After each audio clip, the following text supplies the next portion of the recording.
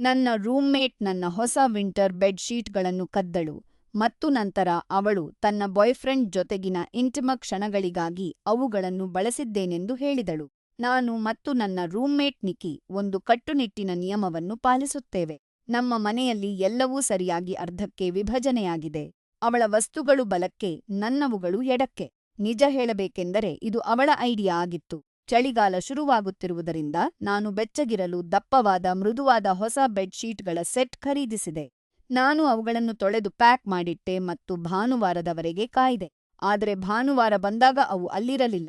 ನಾನು ನಿಕಿಗೆ ಅವುಗಳ ಬಗ್ಗೆ ಕೇಳಿದೆ. ಆಗ ಅವಳು ತನ್ನ ರೂಮ್ ತುಂಬಾ ಚಳಿಯಾಗಿದ್ದುದರಿಂದ ಅವುಗಳನ್ನು ಬಳಸಿಕೊಂಡೆ ಎಂದು ಸುಮ್ಮನೆ ಒಪ್ಪಿಕೊಂಡಳು.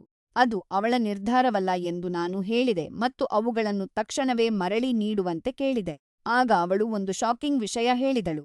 ಅವಳು ಮತ್ತು ಅವಳ ಬಾಯ್‌ಫ್ರೆಂಡ್ ಅವುಗಳನ್ನು ಸೆಕ್ಸ್ ಮಾಡಲು ಬಳಸಿದ್ದರಿಂದ ಈಗ ನಾನು ಅವುಗಳನ್ನು ಮರಳಿ ಪಡೆಯಲು ಬಯಸುವುದಿಲ್ಲ ಎಂದು ಅವಳು ಹೇಳಿದಳು. ವಿಷಯವೇನೆಂದರೆ, ನನಗೆ ಕಂಟಮಿನೇಷನ್ ಒಸಿಡಿ ಇರುವುದು ನಿಕಿಗೆ ಗೊತ್ತು.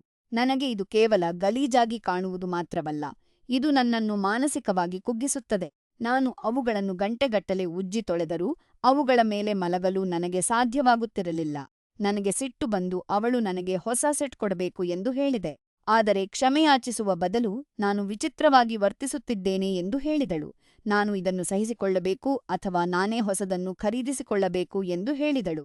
ಅವಳು ಇದನ್ನು ಬೇಕೆ ಬೇಕೆಂದೇ ಮಾಡಿದ್ದಾಳೆ ಎಂದು ನನಗೆ ಖಚಿತವಾಗಿದೆ.